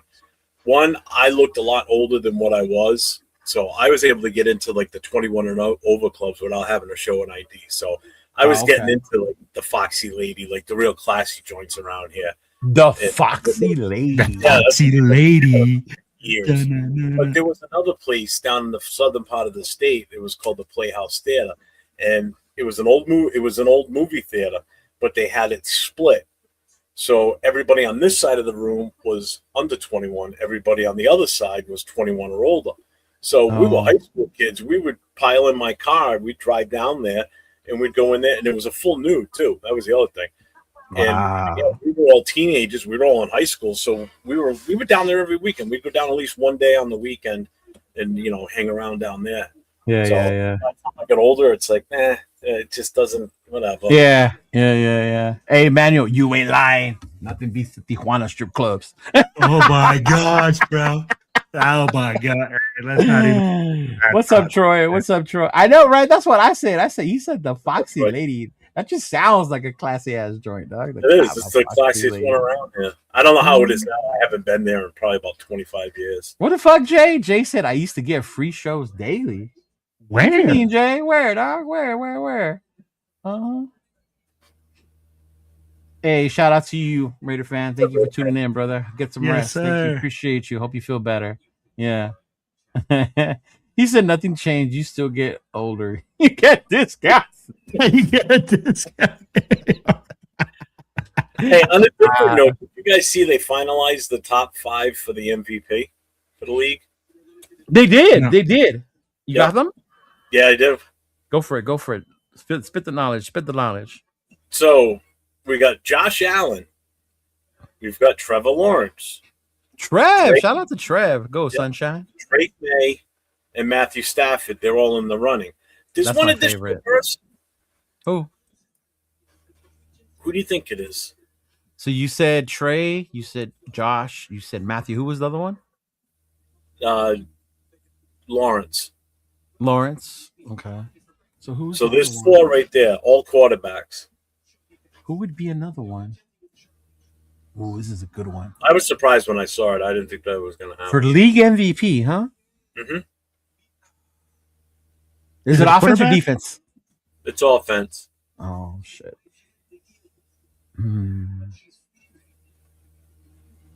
Frank got it in the chat. Don't tell me it's Sam Darnold. No, Frank got it. It's in the chat. CMC? Mm-hmm. Yeah, I can see that. He carried the fuck out of the 49ers. They said he'd be the first player that be comeback player of the year and league MVP, right? In the same year. I could see that. So Christian McCaffrey has become only the second player to be a finalist for 3 AP awards in the same year. So McCaffrey, they are also finalists for the Offensive Player of the Year. McCaffrey and Lawrence are among the finalists for Comeback Player of the Year. Comeback Player of the Year. Lawrence got hurt last year? McCaffrey? No, Lawrence. You said Lawrence was also in the running. Yeah. Yeah, I guess he did last year. Oh, I must have forgot about that. Mm-hmm. And what about the finalists for Rookie of the Year? I haven't seen that one. No? Yeah. Let me see. Mm-hmm.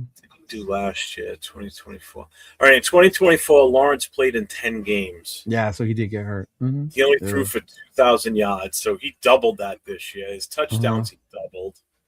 Actually, more than doubled. He had 29 this year, 11 last year. Yeah. Yeah, I mean, his stats are like pretty much double across the board on everything. Except he had 7 in 24 and then 12 in 2025.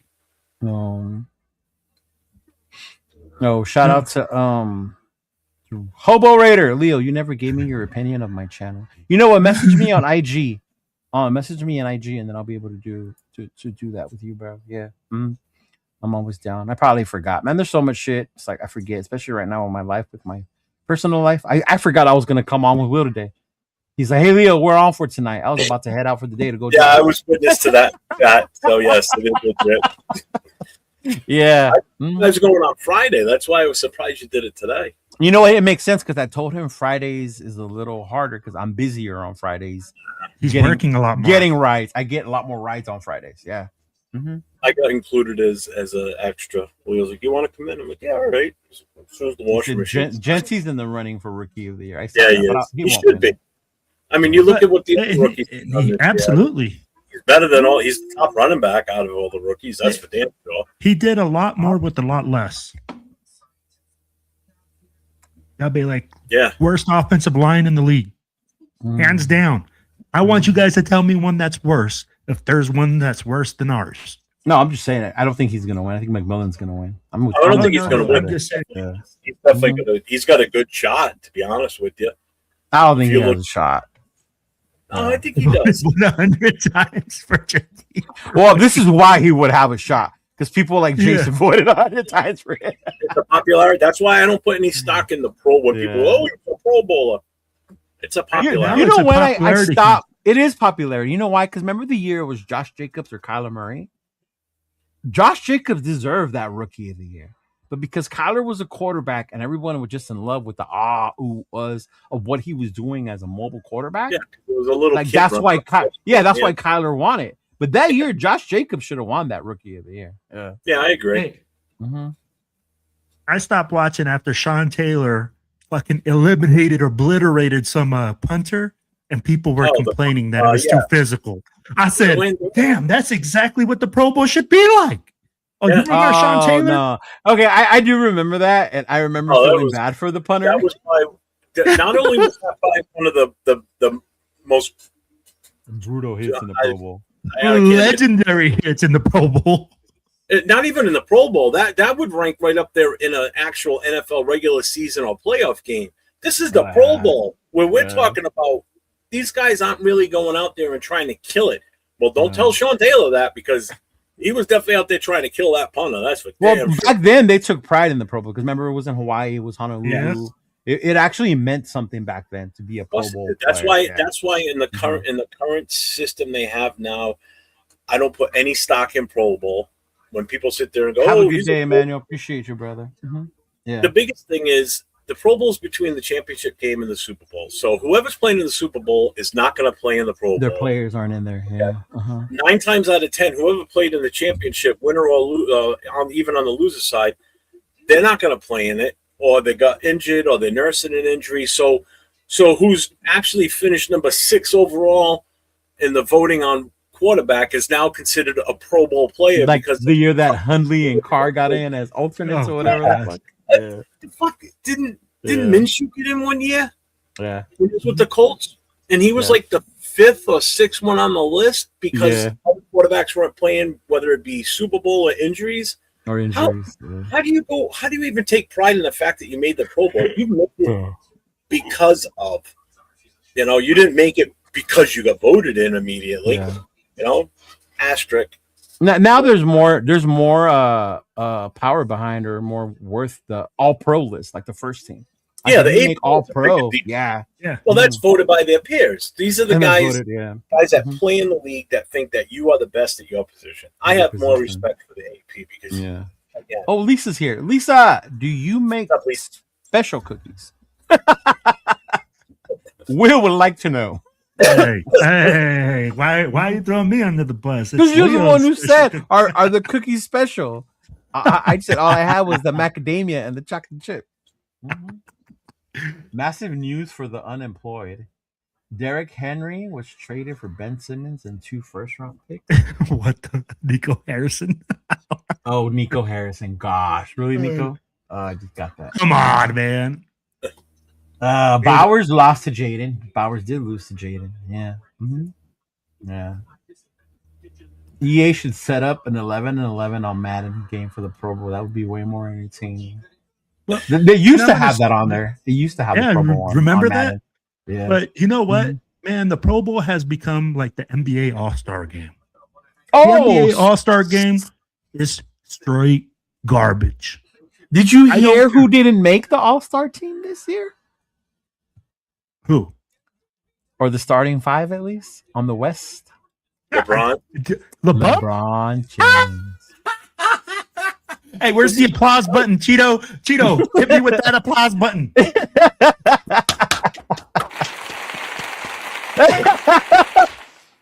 This is Mike. Hey, Mike, what baseball team do you follow? Do you follow the A's? Someone said the A's earlier. Oh yeah. Yeah, I want to confirm.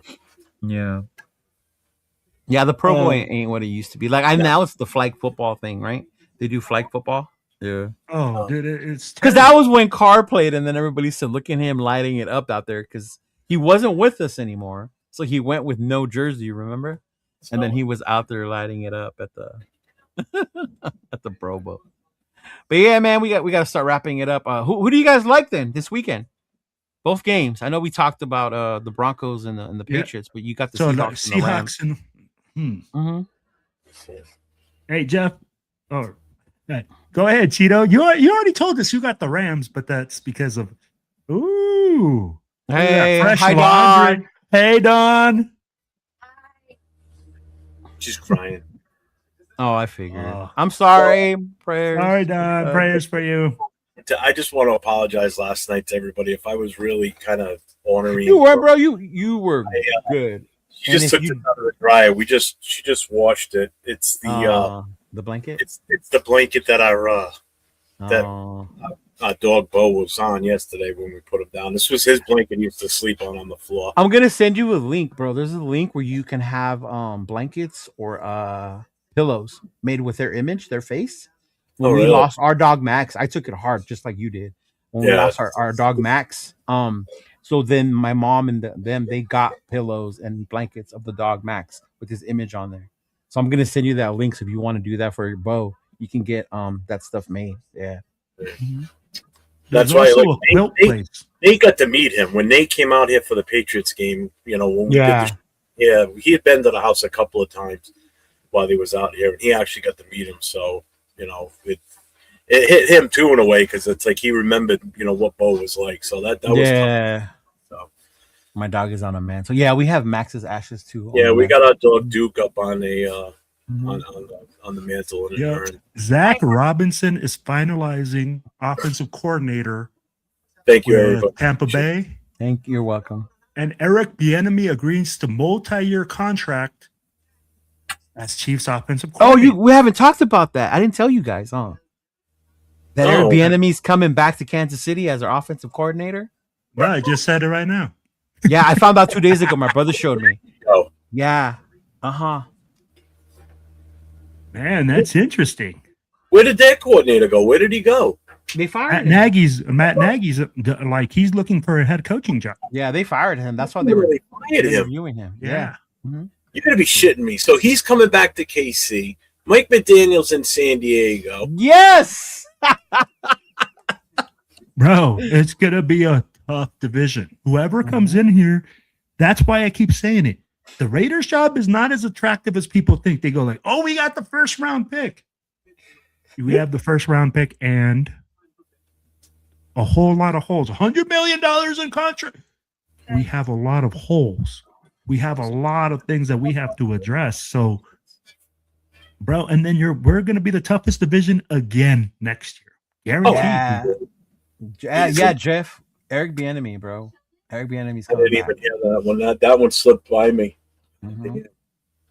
Yeah.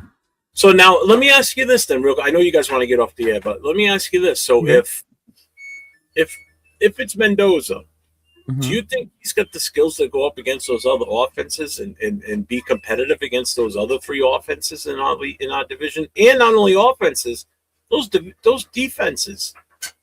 Well, that's three teams we're going to play twice a year. I guess it's the way you look at it. Like the way I see it, Mendoza's not going to go against those offenses. That's why, to me, I want to also focus on our defense. But I know we want to, but the offense has to be able to keep up with him. I think when it comes to that, that's why we look about who's going to be the coordinator in our offense. The way I see it with Mendoza, it's going to be kind of like Indiana or the way Seattle is with Darnold, right?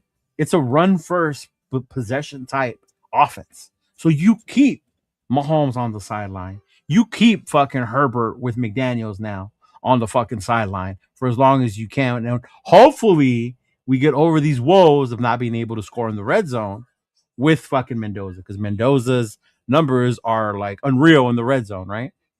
In college. So then that's what you're going to hope, that you finally get to be able to put points. I don't see him coming here and us becoming this high-flying, high-scoring offense. Yeah. Mm-hmm. How about our current roster? That's for sure. Yeah, especially with our current roster. You give him a real Johnson, Randy Moss type receiver, who knows? You know, you already got Brock. You got Brock. You got Genty, who ran the rock with a horrible O-line. Yeah. Mm-hmm. Megatron 2.0. So that's what I'm saying. I said a real one. I said a real one. Baby, go get it. No, you know what, Cheeto? I like what you said. I like what you said. If you draft Mendoza, I don't see Mendoza as the savior. I see Mendoza as a guy that we have to look at and say, does he sit on the bench for a year? I don't think he does. I don't think he does. I'd be like, if you draft him, does he sit on the bench for a year in order for you to get more pieces around him? Right? If you say, hey, we don't have the pieces around him, I don't want to destroy this guy. He's our first round draft pick. We're going to sit him. We'll ride with whoever we got next year. He'll be our guy. Yeah, but see, if you're drafting him, he's the way he's playing right now, his age, his maturity, he's not one you have to sit. If it was more, we were taking at number one, right? Or number two, because he's 20, he's younger. He is one you would want to sit a year or two behind to be able to learn, right? Even if we were to get someone like Arch, I would want Arch to sit a year to learn. But someone like Mendoza, based on the season he's played, his age, his maturity, what his skills and intangibles are, you're drafting him that you're going to play him this year. How old is he? 23? 23. Yeah. Like, why can't he sit a year? He doesn't need to, based on what he's showing you. Well, like, if you feel like he's a game manager and not a game changer. Because you're saying he's ready to jump in and start right away. Yeah, that's the whole thing with him. That's what the consensus is of why you need to take him. No, but I'd be like, if you don't feel that way, why are you taking him at number one overall? Because, like, again, and this is where it comes back to it, right? Are you gonna be real quick? Shout out to Anthony. Don't any of you work? Hey, you know what? We don't, and don't rub it in our face. I wish I was working. I wish I still had listening. I'm like, do you work? I'm done. I'm done working. Shoot. I appreciate you, Anthony. I'm not 40 anymore. Yeah. And this is where the dilemma comes, right? Because are you going to be in a position to draft a quarterback later on? Are you going to be in the position to do that next year? Are you going to be in the position to do that 2 years from now? This is that mentality. We always have to get a first round quarterback. We have to get the first one in the first. Well, it's two ways, though. It's two ways. It's two ways. Yeah, he'll be 23. Yeah, and we can say this, Jeff, because we've also said you can't be scared to pull the trigger, right? We said, hey, we can't live under the Jamarcus Russell thing. And you can't. You know? Yeah. So it's a two-way street, and it's, again, that's why we have to say, hey, it's whatever the coaches evaluate. If the coaches think, hey, man, we can bring this guy on, I'm going to sit him on the bench. I'm going to freaking teach him. I just don't think they do that next though. year. Yeah. Yeah. And I don't think so either. Yeah. But and I just don't see Mendoza coming out here. If we do that, can you imagine whoever our quarterback is that we have next year, whoever it's AOC or whatever, if you do that, the second he fumbles the ball from the center, the second he overthrows our Megatron 2.0, right? Or he throws an interception, all you're going to hear is the ABBA song playing and the nation wanting that kid in there. The second he messes up. But are you going to let the fans dictate what you do on the field as a coach and as a GM? And that's what takes into matter, right? Yeah, right? Seriously. Yeah, we talked about it yesterday, right? With Max about them not asking him about the coaches. Me and Jeff were like, good. Don't ask him about the coach. You shouldn't have to, dude. And this is the thing. Like, look, dude, and I'm going to tell you like this. We were talking about the Bills owner. The Bills owner just came out and said that Josh Allen is going to have a heavy say in who comes in there. That's the problem. Okay? That is the problem. There is no leadership, right? You have to have leadership from the top down. When does the quarterback decide who's going to be the head coach? I'm sorry. The only thing the quarterback should have a say in is, hey, we're thinking about bringing this tight end, this wide receiver, or this running back in. Or what do you think about this guy as your left tackle? That's huge. If you're going to bring in a new left tackle, I want to know about it because I want to say, because that's my blind side. I want to make sure you should have a say in that. If you're going to replace Colton Miller, I'm going to need to know that you're replacing Colton Miller. That when you're asking about a player that's different, who cares what's on the defense? What are you going to ask Josh Allen about a defense? But the head coach, that has nothing to do with him. He's got or even a receiver that they might be bringing in or drafting. Yeah. Mm-hmm. And you know what? I love what Ja just said, bro. What happens when you put Fernando Mendoza in and he's struggling and he's not doing well? Then you're going to be the first ones to say, he's trash. Why the fuck did he pick and that's number fine. one? And that's fine because this is why I want people to go on Netflix and watch the Elway documentary, because this is what happened to John Elway. Exactly what happened to John Elway, because he went out there and he played like shit, and the fans were like, "What the fuck did we do? Did we fuck up?"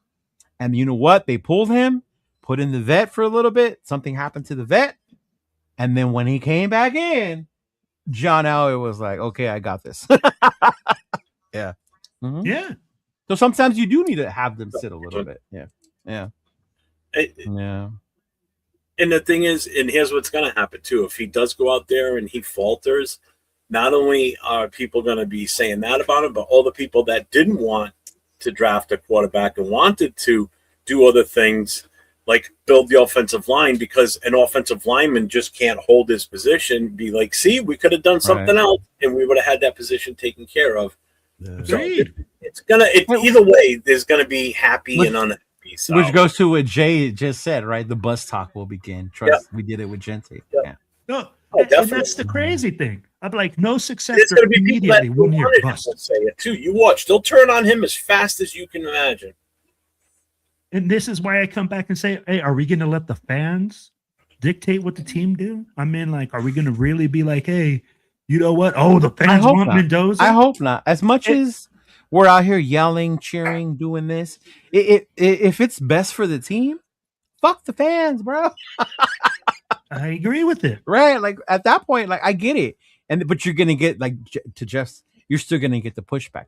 They don't care about us. Let's stop watching them. This is what we get. Like Mark don't care about us, right? It's still gonna make that money whether you go. Right? Like Cheeto, why the fuck are you going there to support this shit? They don't care about you. All that talk will start over again. Your famous response when people ask you why you do what you do as a fan, what do you say to them? What do I say? Stop telling me how to fan? Don't tell me how to fan, bitch. Yeah. I do this. I actually brought a sound in for it. Where'd it go? Oh, there it is. I go, fan police alert, bitch. Stop telling me how to fan, motherfucker. Yeah. Mm-hmm. Oh man, I was getting that so much. The Raider Nation's not patient. After 20-something years of complete failures, I get it. Yeah.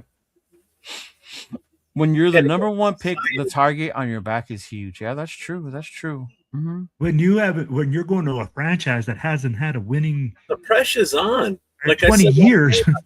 Mm-hmm. The pressure's on the quarterback. It's on the offensive coordinator, the head coach, the GM, the owner. It's on everybody.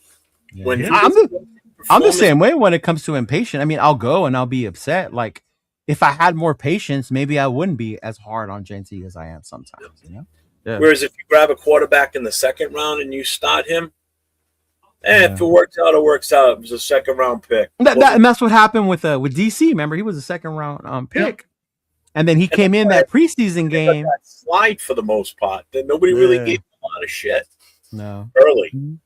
I should say. Yeah. And he didn't have like the greatest first year. I don't think we won that many games. At that point, we were patient because you knew you had something in the kid. Yeah. It's very you saw it. Quarterback comes out and just lights it up. Like Jaden Daniel, that was an anomaly. You don't see that often. No, and that doesn't happen that often. And when they do come out and tear it up, usually they have year 2 struggles. The sophomore slump. Injuries, and that's what happened with Jaden this year. But then you look at Caleb Williams, struggled his rookie year because the team wasn't ready. They weren't built around him. They were running a horrible offense that wasn't for Caleb. Once Ben Johnson came in, and and he did exactly what he needed to do. He already had his quarterback. He just built up around the guy, and look where they ended up. And they weren't afraid to draft their dude. Even they had Cole Kmet. A lot of people like Cole Kmet, and they still went out there and drafted Loveland. And look at what a gem fucking Loveland has been, bro. Yeah, Jesus Christ. You already had a Dunze over there. Mm-hmm. You had the right mix of like talent, like skill position. If that offensive line and that tight end changed everything for them, right there. And Swift. Yeah. We will see what JD5 really is this year if he stays healthy without Kingsbury. 100%. And he's right too. You know, that's going to be a big test for Washington. And if what I heard about why Cliff moved on is true, then Washington is doing what's best for JD. Because I think the thing was they wanted him to create an offense that didn't put JD in so much risk of him getting hurt. They wanted him not to run around so much, right? Be in a more controlled offense and use his arm and his mobility, not so much his running. And I think that they said that's why Cliff left. Because he didn't want to have to do that. That's what his offense is predicated on. That's what his offense is predicated on. Yeah, and some guys won't adapt. Some guys would be like, no, I'd rather leave and keep my style. So we'll see if he gets a different OC that does, maybe they do a better job of protecting him with the line and stuff like that. How JD5 will flourish as a pure quarterback passer, not just one that runs around. We'll have to see, because then he'll have to flourish in the pocket. Develop. Yeah, but him too. He makes some amazing throws that are out of script. Absolutely. Yeah. Jesus Christ. Yeah. We're just numb. A lot of people want Lamar, man. How you guys on the Lamar train? You know what? Great talent. Oh, go ahead, Jeff. Go ahead. My bad. No, that's it. I'm done. Out. I'm not. I'm out. I don't know what the price tag is. To me, is you got to give up first rounders, and I'm not giving up first rounders for him. Price tag is going to be too high. I mean, like great talent. I mean, like who wouldn't want a Lamar Jackson on their team? Let's be honest. Like if we could have him on our team as a quarterback right now, we'd be ecstatic. Yeah. But price tag is too high, and for us to trade right now, we don't have the pieces in order for Lamar Jackson to be successful. So again, what are we doing? Lamar, maybe what was it, 2-3 years ago? I would have did it. Yeah. When he was doing the whole contract thing and they franchised them, and then you had permission to trade for him. Like, that you're right. That would have been the time, not now. That would have been the time. Yeah. Now is like too late. Who did we have that year? Did we have McDaniels still, or was Pierce taking over? I think we still had McDaniels on. Yeah, it was McDaniels. Would have been, McDaniels. I think McDaniels, Pierce, kind of like interchange area. Yeah. Damn, that wouldn't. I don't think that would have worked. Thing though, real quick about this with the Lamar. Hey, everybody that doesn't want to trade away Max Crosby, take note of the situation in Baltimore right now, because they ain't going to get as much as they think they're going to get from Lamar Jackson. So if we wait for Max to finish it or come towards the end of his contract, we ain't going to get what you think you're going to get for him. Right now is probably about the highest you're going to get for him if you trade him this offseason. Should have done it a year ago, but you want to fill some and really build this team for the future? You say something that's very philosophical when it comes to coaching as well. Bill Parcells said it, and he had like a rule. Once a guy hit 30 or a certain age, he would trade him. He loved him, but he would That was trade him. Belichick, right? Or was it Belichick? Or Belichick, I think it was either Belichick or he might have learned that from Parcells, but yeah. Because I read both their books, and like in one of the books, I remember it said that. I was like, man, I'm like, you know what? I get it. We get enamored with players.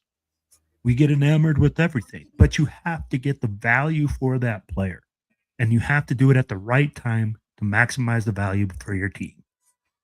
Yeah. The other thing Belichick did though too was as soon as a player wanted more money, guess what? You became expendable to him. Oh yeah, I remember when they traded us Seymour. It's team first, not individual first. And that's also a double-edged sword. Well, a lot of guys went and played for him for cheaper money than they would have gotten somewhere else because they were pretty much guaranteed they were going to win a Super Bowl during that. Be in the mix, yeah. Mm-hmm. If it wasn't going to be this year's season, it would probably be the next year or two that you were going to win a Super Bowl, and that's what some guys were. Every player wants to win one Super Bowl in their career, you know. And once the guys that had won a couple of Super Bowls wanted to start asking for more money, guess what? See you later. Mm-hmm. Bye bye. Who was it? It was they did it with Seymour Troy with us. They had a really good linebacker that ended up going to Cleveland. It was the same thing. He was about to get paid. Yeah, they did it with a lot of their players. The only ones he was willing to pay was Tom Brady. Brady used to take pay cuts. It was Gronk and the other tight end, Hernandez. Those were the two that they paid. They paid Gronk and they paid Hernandez. Yeah. Mm-hmm. And the O-line. Gronk quit after he stopped getting paid. Hey, Gronk quit after he stopped getting paid. He's like 30. He's like, fuck it, I'm partying my whole life away now. Gronk quit when Tom left. Yeah, he's like, that's perfect. That's exactly what he would do. He would trade you away sooner than he had to, rather than waiting until it was too late. And that's the problem with falling into with Max. I'm sorry, all you Max lovers that are married to him, take the ring off because the honeymoon, the wedding, all that. Look, I'm putting my ring on. All right. Hey, you want to build for the future, you want to beat something, that's a move you have to legitimately think about. I want to do it, and I want to do it with him, God damn it. I'd be like, who wouldn't? I'd be like, I would love for Max Crosby to be here for us to win a championship. But Jeff's correct. If we feel that Max Crosby we have to move on from him in order for us to keep growing. Right. Then it's about the shield. I think that's the other part too. When we talk about coaching and we focus on defense, that's the part a lot of us don't talk about or want to address. Like, can this new coach unlock Max next level? That's why I wasn't opposed to a Tomlin or a Harbaugh or even a Flores, right? Because they're defensive minded or whatever. Like, I think they can unlock Max's next level as far as the thing we've been waiting for, where you really can say and put them up there with Miles and I would even say Will Anderson now. To me, Will Anderson passed them by, right? At that next level as elite, like, I want the coach that can unlock that part of Max. Not that Max can't do it, but I think sometimes you need that coaching to be able to get you to unlock that next level. Like, I saw a video of Parcells with Lawrence Taylor, the nastiest fucking linebacker, right? And he told Lawrence, he put an airplane ticket in his locker. And Lawrence Taylor was like, what the fuck is this for? And Bill Parcells told him, because he had difficulty against a left tackle for the Rams at that time, I want you to go to New Orleans and give your jersey to Pat Swilling and have Pat Swilling come play this weekend because he can play against this guy you can't. And Lawrence Taylor fucking lost it, dude. Lost it. Was pissed, throwing shit in the locker room, went out there and fucking had a great game against that tackle that he couldn't fucking get That's by. A motivator. That's what I mean. That's what I'm saying. Like, yeah. And I believe that with Parcells because that's just the way he was just a nasty coach, and it was his way or no way, you know. Yeah, but it struck me with something right there what you just said. How so-and-so surpassed Max now. Have you noticed a trend with Max in a way? He's falling down that list. He's fallen down that list of top defensive ends now. Yeah, 3 years ago, I argued with Chris. 102. Now he's 3, 4, 4, 5, 5, 6. Yeah. He's falling further down that list. He's still kind of in his prime, but other guys are coming up that are passing him by. So, okay, why he's still in the top 6, 7? Time to unload him. Sorry, before he falls out of the top 10, because that's going to come sooner than you think. I'm telling you. You got another batch of young guys coming out. Bane could push another one that could push him out of that spot, push him down another one. You have no idea, you know. So remember that he's falling down that list. Yeah. So what's up, just Ada? to be clear, because I'm a Max lover. I think he's falling down that list not because of he can't or he's deteriorated, but it's the injuries. I can't tell you he's the greatest because the last 2 years have ended in injuries. Yeah. Mm-hmm. Yeah. I'm not a Max hater. I'm just I respect the value of what he will bring to this team by not being here. Like what we're going to get in return is going to turn this team into something to build for the future. And that's what a lot of fans don't understand. And that's where I'm coming from with the whole trade out of the number 1, trade Max. It's all about the future. It's not about what they're doing right now. It's what's going to happen in the future or what we bring in to build this going forward. Yeah. No, it actually wasn't Jackie Slater, Frank. It was somebody else. It was the other tackle. I thought it was Jackie Slater too, because Jackie Slater was a dog back then. Yeah, and that's the other part too with the coaching. How's that gonna? You gotta have a coach like that. Yeah. It was Chris that told me about the Flores because I was so opposed to Flores. And to think about what he does in Minnesota, what he's done with lesser names, and how he could probably unlock that next level. And I was like, ooh, now I'm intrigued. Like, yeah. Yeah, I have been saying that for a while, Jay, and just think of how much the values dropped from last year to this year now already. Crazy. Max said he had his injury since September. He played through it, bro. It's fucking crazy. Yeah. Yeah. Yo, fellas, I gotta bounce, man. I gotta go. Get my kid. You guys got anything, Jeff? I know you got your show later. Yeah, Nate and I will be on tonight, 10 o'clock Eastern, 7 o'clock Pacific. I'm working on the finalization of the game that we're gonna play tonight. We're gonna do a little trivia. And can you guys pay attention to my answers, motherfuckers? Oh my gosh. No. I be answering it right, and you're like, oh no, nobody said it. And then he said like motherfuckers. I skim over it. I don't even I figured, and I'm in my car yelling, dude. I was like, oh, these guys, I know they see it. They're like, fuck that. I'm like, asshole. All right, but it is going to be head coach oriented questions. Ooh, that's good. That's good. As soon as we're in the search for a head coach, yeah. Well, hopefully we'll see. If Minter announces, if Baltimore announces Minter, then I think all roads leads to Kubiak with us, right? Yep. Yeah. If somebody else announces Minter, oof. He might start to get a little, yeah.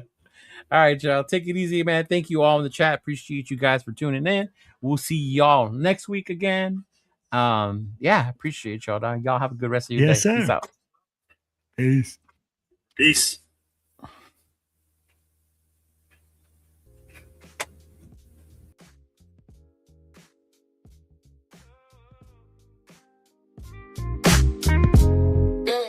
This is the Cheeto and Will show. It's the show where the hot takes fly and the good times flow. Talking everything sports, keeping it real with that smooth West Coast laid back feel. From the kickoff to the buzzer, yeah, we got the scoop.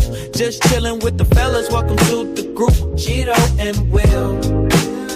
Cheeto and Will. Yeah, now on the left side, leaning back in the chair, it's Chidolinus, hands up in the air. He's the master of the chill, never breaking a sweat. But he drops a hot take you ain't heard just yet.